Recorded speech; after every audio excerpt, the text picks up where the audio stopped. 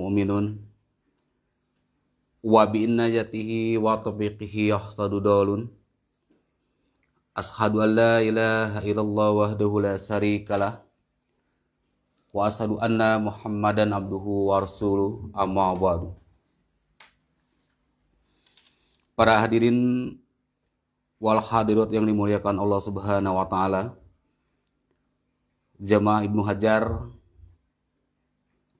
dan juga para pemirsa yang mengikuti kajian subuh Ibnu Hajar yang dimuliakan Allah Subhanahu wa taala.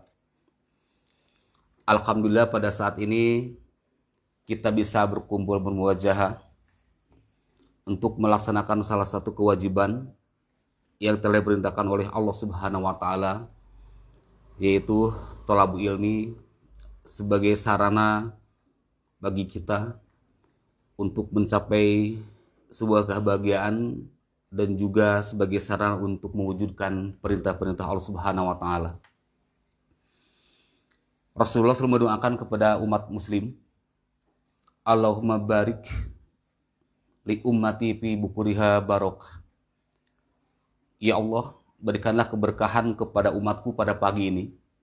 Semoga apa yang telah kita lakukan dari detik ini sampai menuju besok subuh di dalam keadaan penuh keberkahan, sehingga amal-amal kita menjadi pahala dan bekal kita untuk hidup kedua kalinya. Nah, para hadirin wal hadirat yang dimuliakan Allah Subhanahu wa taala, sekarang kita akan membahas salah satu tema yang mana hal ini mungkin sekarang sering terjadi pada diri kita, bahwa kehidupan manusia, kalau kita melihat diciptakannya manusia ke muka bumi ini adalah untuk membuat kemaslahatan, dan juga manusia adalah sebagai makhluk yang paling mulia di sisi Allah, yang telah diciptakan oleh Allah sebagai khalifah fil ardi. Maka dari itu, tugas-tugas manusia di muka bumi ini adalah untuk membuat islah di muka bumi ini. Tema yang akan kita ambil pada saat ini adalah sebab-sebab terjadinya musibah. Jadi kita menganggap bahwa musibah baik untuk diri kita sendiri ataupun untuk khalayak umum, sebuah komunitas atau sebuah negeri, itu kita melihat kadang-kadang menyalahkan pemimpin. Jadi kalau sebuah negeri hancur, banyak musibah, itu selalulah pemimpin yang paling pertama disalahkan. Padahal kalau kita melihat bahwa semuanya itu tidak seperti itu. Musibah yang terjadi di negeri ini bukan karena pemimpinnya saja, akan tetapi umat atau rakyat-rakyatnya pun apabila melakukan sebuah kesalahan, sebuah dosa, maka negeri ini akan dihancurkan oleh Allah Subhanahu wa taala. Nah, kita perlu bahas masalah ini adalah karena jangan merasa bahwa diri kita ini selalu benar. Jangan merasa bahwa diri kita ini selalu suci. Ada musibah di mana-mana menyalahkan terhadap orang lain. Tapi kita harus bisa introspeksi diri terhadap diri kita. Kenapa kita selalu dilanda dengan sebuah musibah? Nah, makanya di dalam makalah ini saya menulis diawali dengan Quran surat An-Nahl ayat 112 yang menceritakan perumpamaan sebuah negeri yang dibinasakan oleh Allah Subhanahu wa taala. Sebuah kaum yang dihancurkan oleh Allah Subhanahu wa taala. Padahal negeri itu adalah sebuah negeri yang diberi nikmat oleh Allah. Negerinya makmur, subur, gitu ya. Ar-Rahman Ar-Rahim, Allah diperlihatkan kepada sebuah negeri itu. Nah, jadi di dalam Al-Quran itu ada kisah Quran. Ya. kisah-kisah Al-Quran yang menceritakan tentang kaum atau negeri yang dihancurkan oleh Allah Subhanahu wa Ta'ala, padahal mereka telah diberikan nikmat. Gitu. Kalau kita menyalahkan infrastruktur, sekarang selalu berpendapat para ahli sains itu, karena kita ini bumi sudah tua. Kenapa banjir? Karena penyerapan sudah banyak dengan beton-beton, gitu ya. Kemudian kenapa terjadi gempa? Kemudian kenapa gunung banyak yang longsor, gitu ya. Itu hanya secara sains. Tapi kalau kita melihat sejarah Nabi Nuh itu, waktu dulu belum ada paving block atau jalan beton, gitu ya. Bangunan-bangunan yang tinggi belum ada. Tapi kenapa terjadi banjir pada waktu itu? Nah, ini berarti ada kesalahan yang terdapat dalam diri umat manusia. Gitu. Nah, makanya kenapa Allah Subhanahu wa Ta'ala menciptakan manusia dari bumi ini adalah salah satunya itu adalah khalifah fil ardi ini, ya. Khalifah di sini ada yang mengartikan sebagai pemimpin, ada juga yang mengartikan sebagai pengganti daripada makhluk-makhluk yang telah dibinasakan oleh Allah Subhanahu wa Ta'ala waktu dulu. Nah, jadi ahli sejarah itu mencoba menggali apakah betul enggak sebelum Adam alaihissalam itu ada makhluk. Nah, ternyata saya pernah membaca buku tentang masalah kejadian-kejadian di muka bumi. Nah, salah satunya itu adalah sebelum Adam diciptakan, itu ada makhluk-makhluk yang diciptakan oleh Allah. Yang tertera dalam Al-Quran, yasbiku dima, yang mereka itu hanya bisa menumpahkan darah. Berperang, gitu ya. Nah, jadi ibu-ibu, bapak-bapak, kalau kita melihat sejarah itu, ternyata Ka'bah itu bukan didirikan oleh Nabi Ibrahim. Ya. Tapi waktu dulu, sebelum Adam alaihissalam diciptakan, Ka'bah itu sudah ada. Ya, sudah ada Ka'bah itu.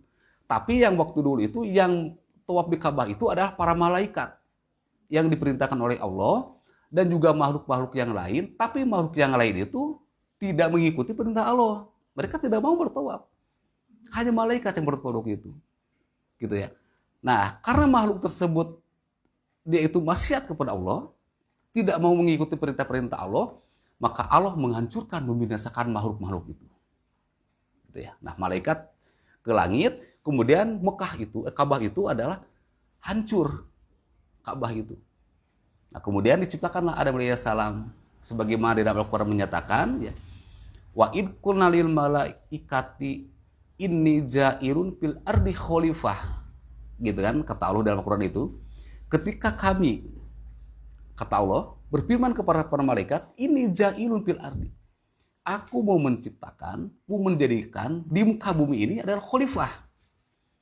Itu makhluk pengganti atau pemimpin yang disebut manusia sekarang ini, gitu. Nah, pada waktu itu para malaikat, kalau dengan bahasa kita ini, interupsi lah gitu ya. Ya Allah, apakah engkau mau menjadikan di muka bumi ini? Gitu ya. Sebagai makhluk yasbiku dima. Ya, yang hanya akan menumpahkan darah. Seperti makhluk yang dulu yang telah engkau jadikan, tapi dia tidak mau beribadah, dia hanya bisa menumpahkan darah. Peperangan lah gitu ya. Bagaimana kami, kata malaikat, kalau bahasa kita, bahasa orang mah, ya Allah, kumaha orang mensucikanmu, kurang kumaha bertasbih, kurang kumaha beribadah, bersujud kepadamu ya Allah. Kalau dengan bahasa kita itu ya.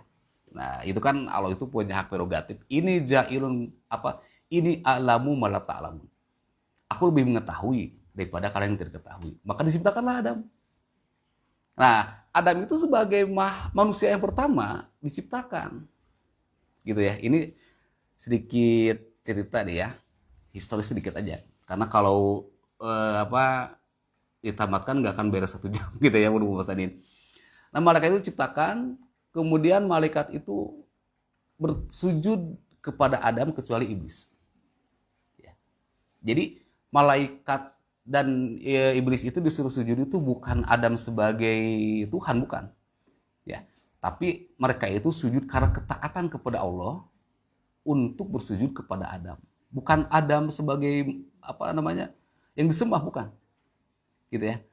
Adam itu adalah makhluk atau manusia yang paling mulia, punya akal, punya pikiran. Sehingga para malaikat pun meminta kepada Adam untuk mengajarkan al-asma, nama-nama di muka bumi. Nah, itu kan iblis itu merasa takabur gitu ya. Takabur gitu ya. Sehingga abawas takbaro, iblis tidak mau beribadah kepada bersujud kepada Adam. Wa id kunna lil malaikati usjudu fasajadu ila iblis. Nah, setelah Adam diciptakan, silakan malaikat bersujudlah kepada Adam. Mereka bersujud kecuali iblis. Abawas takbaru. Maka iblis itu diusir kan sebagai makhluk yang dilaknat oleh Allah Subhanahu wa taala. Iblis menerima akan laknat Allah. Tapi saya akan menggoda Nabi Adam sampai keturunan Adam sampai hari kiamat. Kata Allah, ya silakan. Gitu ya. Ini kita udah ngebahasa kita ya. Ya silakan. Godalah Adam dengan keturunannya. Nah, itu kan Allah itu sudah mempunyai skenario untuk manusia itu supaya tidak tergoda oleh iblis. Gitu ya. Diturunkanlah, maka Adam pada waktu itu tergoda oleh iblis sehingga memakan buah goldi. Ya, diturunkanlah Adam. Nah, diturunkannya Adam itu adalah di tempat Ka'bah itu. Jadi Ka'bah itu lamun ayeuna nama ditempatkannya turuh Adam itu adalah di Ka'bah. Di kota Mekah. Gitu ya. Mun urang mah tenda nih. Tenda ketika diturunkan Nabi Adam atau bangunan yang pertama di dunia dibangun itu adalah Ka'bah. Di dalam Al-Quran kan ada ya, bahwa bangunan yang paling pertama ada di dunia itu adalah Ka'bah. Nah, itu kan kalau di haji itu ada Qardul Makani itu yang 4 itu, ya. Kalau di Makkah itu kan ada 4 menara. 4 itu adalah merupakan pos-pos para malaikat untuk menjaga Adam. Nah, karena pada waktu itu Adam merasa rindu kepada yang namanya Hawa, dia selalu menangis gitu ya. Menangis dalam bahasa Arab disebut baka. Gitu, ya. Menangis dalam bahasa Arab itu artinya apa? Baka. Maka disebutlah itu baka yang sekarang disebut Makkah.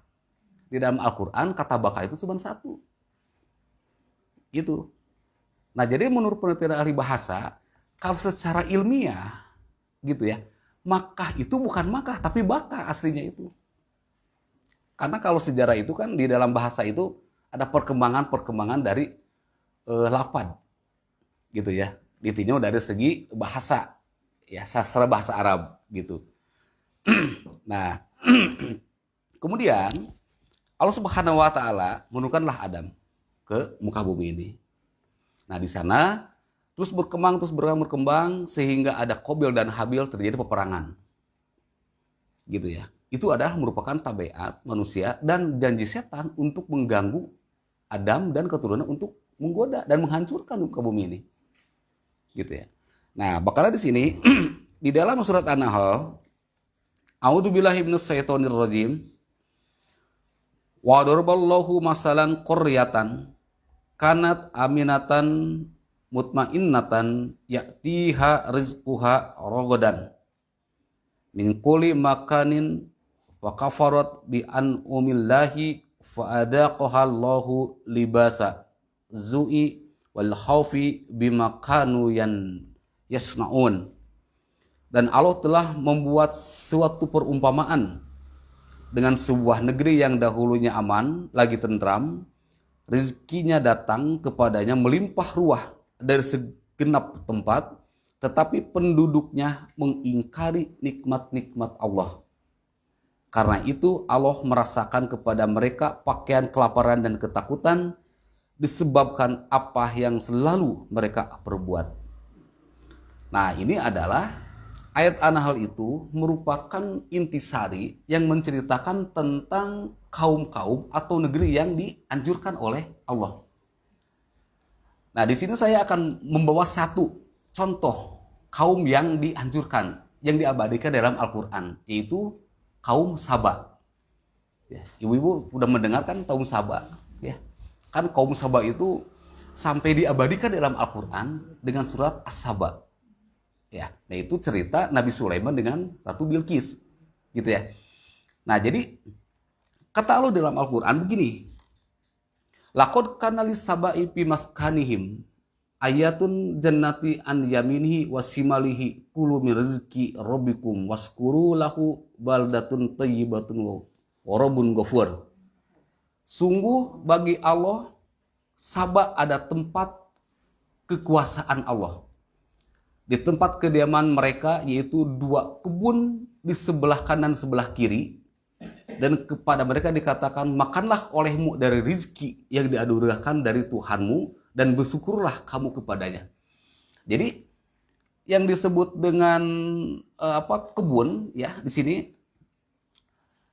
jannatin an yaminin wasimalin, kebun kanan dan kiri penuh dengan kebun yang rindang.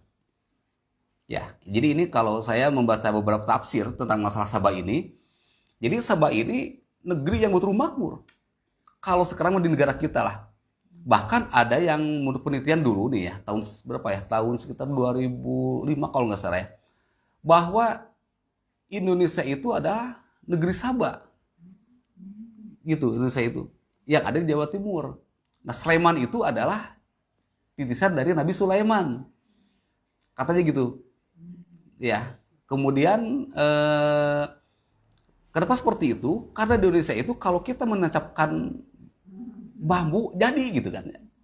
Nah, Sabah pun seperti itu, Sabah itu. Jadi saking Sabah itu negeri yang makmur, subur makmur, gitu ya. Kemudian penduduknya toleransinya tinggi. Bahkan apabila ada yang terbunuh, ada yang dibunuh, itu tidak ada rasa dendam. Kalau kita kan sekarang ada yang bunuh, wah dendam kurang dibunuh. Nah, kalau Sabah itu dijadikan oleh Allah itu sebagai negeri udah subur makmur dan kehidupan rakyatnya pun bagus. Jadi nggak ada yang namanya kalau misalnya ada yang marah gitu ya, atau ada yang terbunuh atau yang berantem, itu tidak ada dendam. Makanya Sabah itu adalah merupakan negeri yang betul-betul subur makmur, kemudian dari segi infrastrukturnya gitu ya, berderetan ya. Perumahan-perumahan yang bagus pada waktu itu.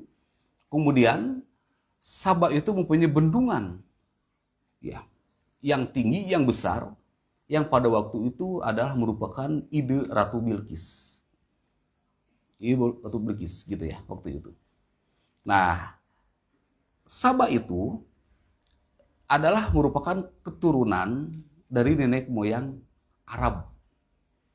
Nah, jadi kan kalau melihat sejarah ya, nenek moyang Arab itu ada ada tiga level.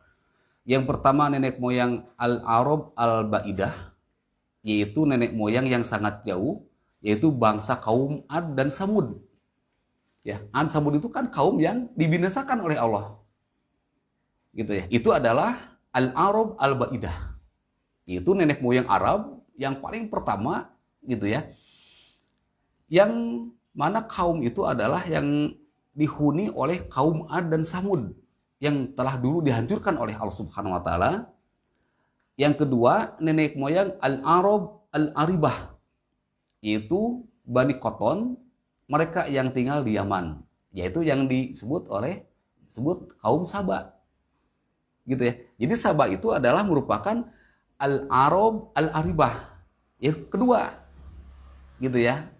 Nah, nanti setelah Sabah itu dihancurkan, ya, ada orang-orang yang mengikuti perintah Allah. Mereka itu pergi ke, kalau sekarang itu Madinah. Ya. Yasrib. Itu orang-orang yang taat kepada Allah. Kemudian orang Madinah itu adalah orang yang menolong Rasulullah ketika Rasulullah hijrah dari Mekah. Itu adalah keturunan-keturunan Sabah. Gitu ya. Itu keturunan Sabah. Jadi keturunan bangsa Arab Al-Aribah. Gitu ya. Jadi ada jasanya gitu ya. Yang waktu dulu kan ada Al-Khazraj dan Al-Aus. Nah, itu adalah merupakan keturunan Sabah yang mereka itu taat kepada Allah, yang sebelum dihancurkan kaum Sabah itu mereka hijrah, yaitu ke Madinah kalau sekarang itu. Gitu ya. Dan yang ketiga ada Al-Arab Al-Musta'ribah, yaitu campuran keturunan Nabi Ismail yang melahirkan keturunan Mudor dan kaum Robi'ah. Nah ini kaum Mudor, kaum Robi'ah itu sudah ada di dalam Al-Quran. Gitu ya.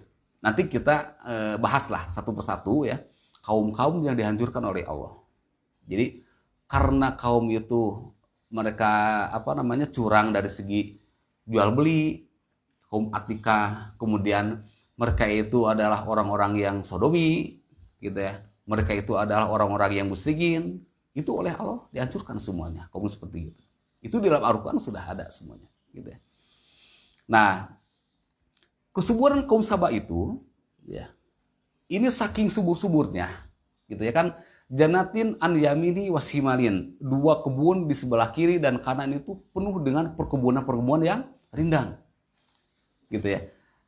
Al-Qatadah menjelaskan, ya, pakanatil mar'atu tamuru, dan kalau ada wanita lewat ke kebun itu, ya, wa miklatuhu ala ro'siha, kemudian di atas kepala itu bawa keranjang. Kan kapung kurmanya lamun ibu-ibu kapung kurma di palinter kan di cepengan punya bobokotnya simpen di luhur gitu ya. Pernah mana kan gitu ya. Ya. Nah ini diceritakan nih, Al-Qatadah menceritakan saking Saba itu merupakan negeri yang subur makmur. Wa miklatuhu ala ro'siha, dan di atas kepala itu bawa keranjang.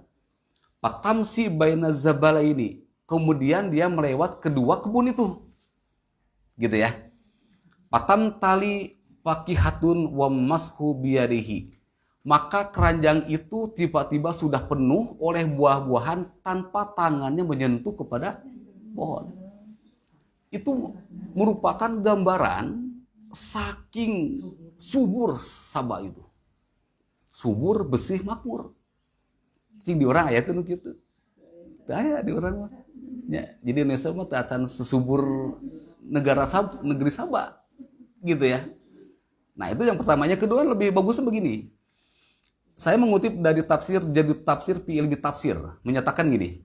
Wa idza yamur goliban fi biladihim, dan apabila ada tamu atau orang asing yang masuk ke negeri Saba itu, wapi siyabihi rukmuhu, dan di bajunya itu ada kutu.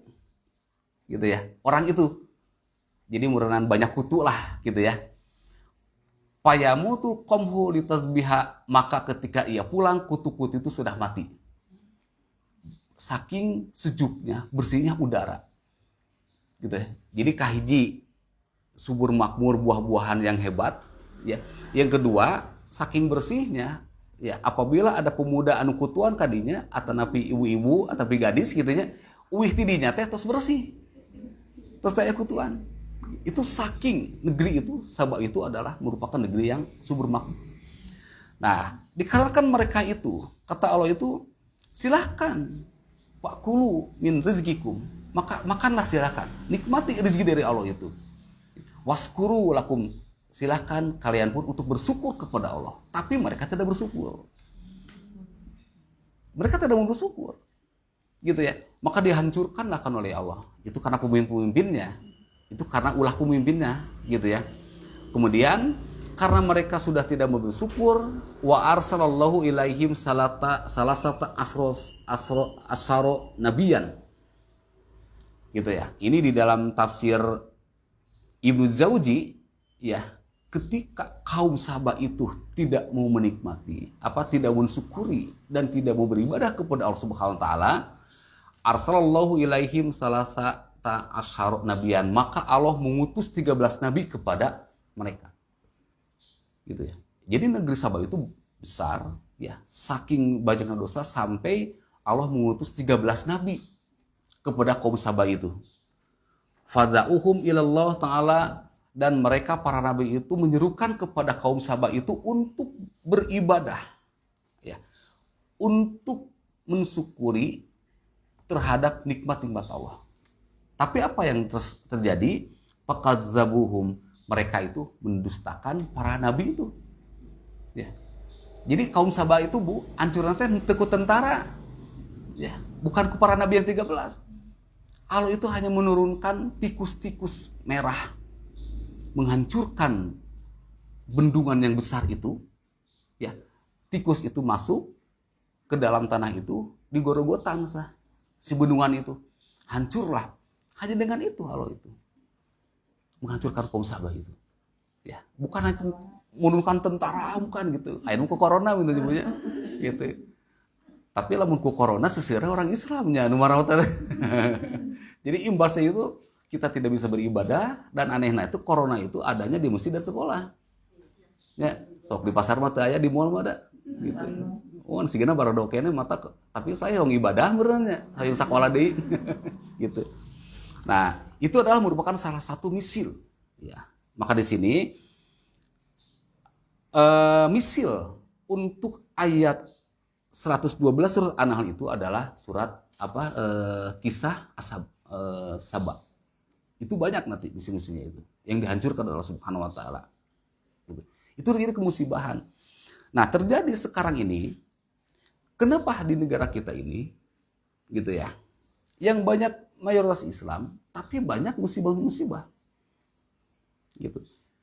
Itu karena mungkin gitu ya, seperti yang diungkapkan oleh Rasulullah, fakulu waskuru lillah, silakan makan rezekinya dan bersyukur kepada Allah. Tapi banyak orang yang tidak bersyukur. Nah ini kalau dibahas satu persatu lumayan banyak deh ya. Kita disimpulkan saja, mudah-mudahan bisa mengerti ya. Nah di dalam surat An-Nahl ini kan ada walaqad ja'akum rasulun minhum faqadzabu fa akhadahumul azabu wa hum dzalimun. Dan sesungguhnya telah datang kepada mereka seorang rasul dari mereka sendiri, tetapi mereka mendustakannya, karena itu mereka dimusnahkan adab, dan mereka adalah orang-orang yang zalim. Nah jadi di dalam surat yang lain ya, Allah itu kan sangat bijaksana dan sangat maha pengasih penyayang kepada kita itu. Ya. Allah itu menciptakan manusia itu adalah untuk membuat islah di muka bumi ini dan bisa mewujudkan al-irada Allah, keinginan Allah untuk beribadah. Ya. Makanya di dalam surat Al-Jumu'ah dinyatakan, wallazi ba'atsa fil ummiyina rasulan minhum yatlu alaihim ayatihi wa zakkihim wa yu'allimuhumul kitaba wal hikmah. Allah mengutus para rasul. Ya. Walladzi ba'asa fil ummiyin, Allah mengutus kepada mereka yang bodoh. Seorang rasul yasru alaihim ayatihi, membacakan kepada mereka ayat-ayat Allah, wa yuzakihim.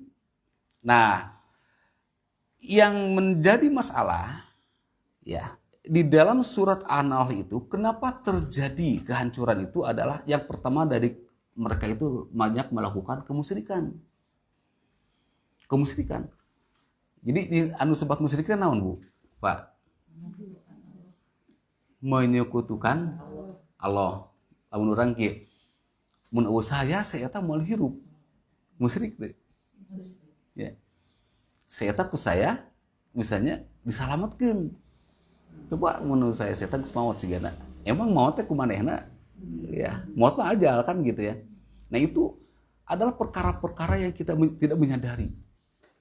Disebut musyrik asghar seperti itu, tidak terasa. Gitu ya. Jadi yang disoroti oleh Imam Jauzi tentang masalah ayat An-Nahl 112 ini, gitu ya. Nah, maka di sini kan dijelaskan gitu ya. Jadi sebab mereka mendapatkan musibah adalah karena durhaka kepada Rasul. Selain itu pun jika kita perhatikan berbagai dosa yang menyebabkan terjadinya musibah dalam suatu negeri itu karena kemusyrikan. Ini nomor halaman 1 ya. Yang paling bawah. Itu yang menyebabkan musibah dalam sebuah negeri adalah karena kemusyrikan. Allah Ta'ala berfirman, wa man yusyrik billah faqad dhalla dhalalan ba'id. Barang siapa yang mempersekutukan Allah, maka sesungguhnya ia telah tersesat sejauh-jauhnya. Nah, jadi musyrik itu adalah masalah yang paling pertama ya, sejak dulu para rasul dan para nabi. Kan Rasulullah itu pertama diutus itu adalah memberantas tentang kemusyrikan. Maka di dalam surah Al-Jumu'ah ayat 2 itu adalah yatlu alaihim ayatihi. Nah, yatlu itu kan membaca, beda dengan yakro ya. Kalau yaqra itu hanya membaca, tapi yasru itu adalah membaca dan juga menafsirkan, ya. Kemudian apa maksud-maksud ayat itu? Itu yasru. Gitu ya. Makanya kalau ada tilawatil Quran itu bukan hanya membaca sebenarnya. Harus tahu maksud ayat itu. Ya, yasru alaihim. Kalau yaqra hanya membaca, tapi kalau yasru alaihim membacakan ayat Allah, menjelaskan maksud-maksud ayat itu. Wa yuzakihim. Nah, wa yuzakihim di sini adalah tazkiyatul akidah. Jadi Rasulullah itu, para nabi itu ditugaskan untuk membersihkan akidah-akidah mereka dari kemusyrikan. Itu kan Nabi Ibrahim itu sebagai bapak tauhid, ya. Ya waktu dulu menghancurkan berhala-berhala yang besar. Ya, semua dihancurkan, si kampak nanti disimpan ya dinu patung numpang badagna. Gitu. Jadi sehingga orang-orang musyrikin berprasangka ini siapa yang menghancurkan? Gitu ya. Pasti tinggal pan dina leher anu patung pang badagna aya kampak. Oh, ku si bapak ieu urang teh numpang badagna kan gitu ya. Nah, itu kemusyrikan yang itu ya. Nah, maka di sini salah satu kehancuran atau yang menyebab terjadi musibah itu adalah karena kemusyrikan. Kemusyrikan jangan dipandang sempit. Bukan hanya kita menyembah selain Allah, tapi kita menganggap sesuatu hal dalam berbagai aspek masalah selain daripada Allah itu sudah musyrik. Gak musyrik gitu ya. Nah, makanya kita kan harus kuat iman itu. Kuat iman itu. Kalau orang yang kurang kuat iman, itu nanti akan jatuhnya kepada kemusyrikan. Gitu ya. Kita selalu bukan mendewakan ya, mengutamakan tentang materi. Gitu. Aduh, duitnya 10 juta deui ya, gitu ya. Sementara si bapak dek mere minggu hareup. Kan 10 juta teh ageng ya punya. Gitu. Nah, jadi kebimbangan kita ini dengan materi itu sudah termasuk kepada mengarah kepada kemusyrikan. Gitu. Jadi kalau kita khawatir dengan sesuatu hal yang materi sifatnya, itu sudah menuju kepada kemusyrikan. Gitu ya. Nah, makanya di negeri kita ini, khususnya kita bersama ini, kita harus menjadikan bahwa hayatun kulluh ibadatun itu adalah kita menopangkan diri kepada Allah Subhanahu wa taala sebagai Rabbun.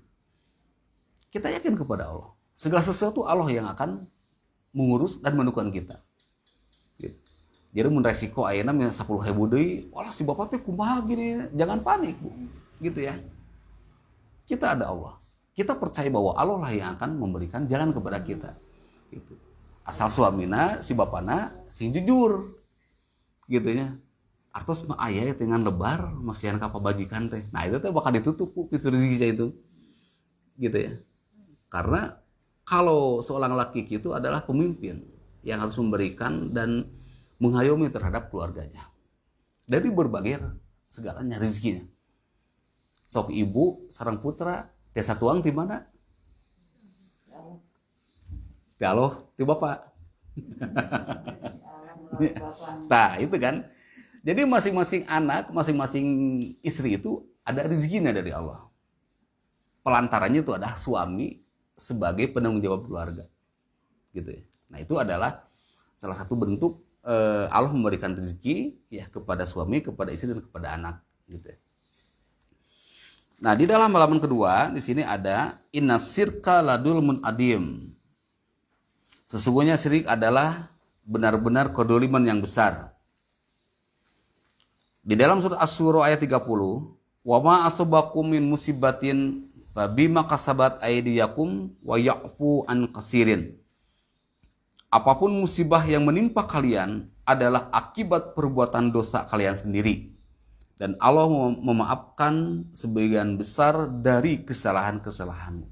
Nah, jadi di sini tidak menyalahkan pemimpin, gitu. Tapi fabima kasabat aydiyakum, yaitu perbuatan dosa kalian sendiri. Ya, matakna kan di dalam Al-Qur'an gitu, ubudu robbakum, silahkan beribadah kepada Tuhanmu, gitu ya. Nah, itu adalah merupakan salah satu dalil bahwa manusia itu pertama diperintahkan untuk beribadah, dan yang menyebabkan kehancuran itu adalah penyebabnya itu adalah diri kita sendiri. Jadi bukan karena banyak infrastruktur, kemudian jalan, bangunan bukan. Ya. Kalau sebuah negeri itu hancur itu.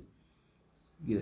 Tapi itu karena diri kita sendiri, ya, yang kufur atau tidak menikmati terhadap apa yang telah diberikan kepada kita dari Allah. Gitu. Jadi lamun misalnya ayeuna sebuah negeri banyak bangunan gitu Pak, ya, penduduknya saroleh, Allah tidak akan mungkin menghancurkan, tapi akan memberikan nikmat. Maka dalam Al-Quran disebutkan, walau anna ahlul qura amanu wa taqau, kalaulah sebuah negeri, ya, mereka itu beriman dan bertakwa, la fatahna barokatun minas sama, Allah akan membuka pintu berkah dari langit dan bumi. Syaratnya naon? Beriman dan bertakwa, gitu ya. Walaupun ayeuna misalnya se-Indonesia ya gitu ya dipenuhi ku beton, selama penduduk Indonesia itu beriman dan bertakwa, Allah tidak akan memberikan azab. Tapi di Indonesia tidak ada beton, ya. Semuanya misalnya ku tanah gitu ya, siga kaum Nabi Nuh, orang Indonesia misalnya kufur, Allah akan menghancurkan. Nah, seperti sekarang kan banyak banjir, banyak longsor, kemudian ada gempa. Itu harus muhasabah diri, ini ada apa ini? Kalaupun misalnya suatu saat pemimpin yang dolim, ya kita jangan ikut dolim. Jangan ikut maksiat. Ya kita beribadah kepada Allah. Berdoalah kepada Allah untuk menyelamatkan negeri ini. Bila perlu pemimpinnya doakan. Gitu ya. Tapi nanti ada kan, ada yang pemimpinnya soleh tapi rakyatnya tidak soleh. Ya. Ada yang pemimpinnya tidak soleh.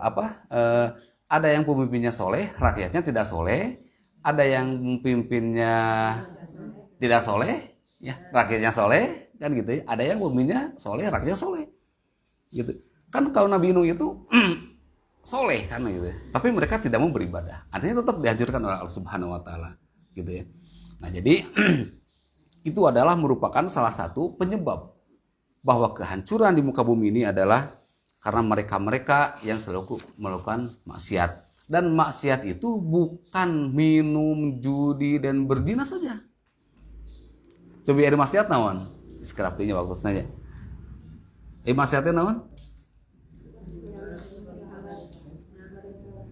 Nah jadi kan gini, saya sering bertemu dengan jemaah pengajian seperti ini.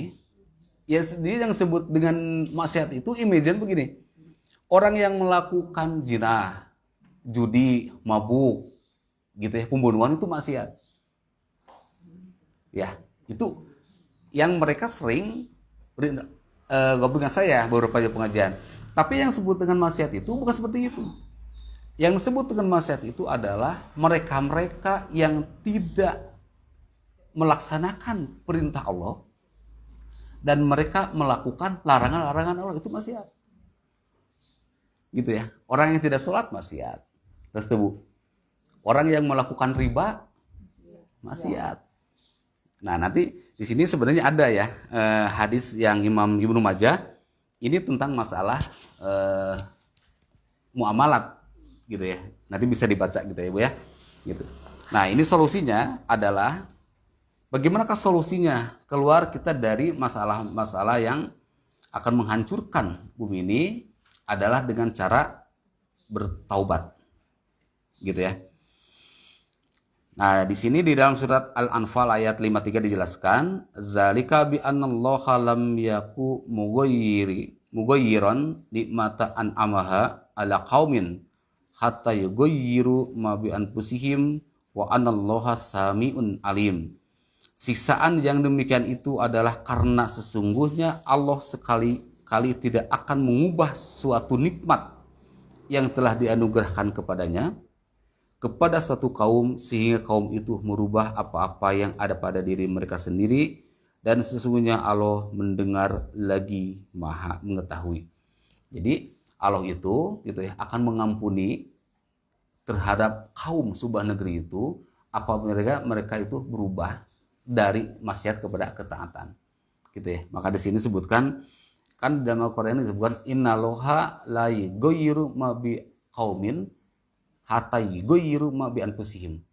Allah tidak akan merubah nasib sebuah kaum sehingga mereka merubah dirinya sendiri dari kemaksiatan kepada ketaatan, gitu ya. Artinya itu tetap bahwa keimanan yang menjadi pondasi, gitu ya. Nah di sini yang terakhir dalam surat Ar-Ra'd dijelaskan, innallaha la yughayyiru ma biqaumin hatta yughayyiru ma bi anfusihim. Sesungguhnya Allah tidak akan merubah keadaan suatu kaum sehingga mereka merubah keadaan yang ada pada diri mereka sendiri. Wa iza aradallahu biqaumin, maka apabila Allah menghendaki keburukan terhadap sebuah kaum, fala marradalahu, maka tidak ada yang dapat menolaknya, min dunihi min walin, dan sekali-kali tidak akan ada perlindungan bagi diri selain dia, gitu ya. Nah itu adalah solusinya, gitu ya. Nah, mudah-mudahan pada saat ini kita terhindar dari musibah dan Allah selalu melindungi kepada diri kita bersama, dan juga Allah selalu memberikan jalan yang terbaik kepada kita untuk menghindari daripada musibah itu sendiri. Mudah-mudahan keluarga kita juga saudara-saudara kita ada dalam sebuah keberkahan dan perlindungan Allah Subhanahu wa taala. Rabbana atina fid dunya hasanah wa fil akhirati hasanah wa qina azabannar. Aqulu qouli hada wa astaghfiru li wa lakum. Wassalamualaikum warahmatullahi wabarakatuh. Oh, hadirin.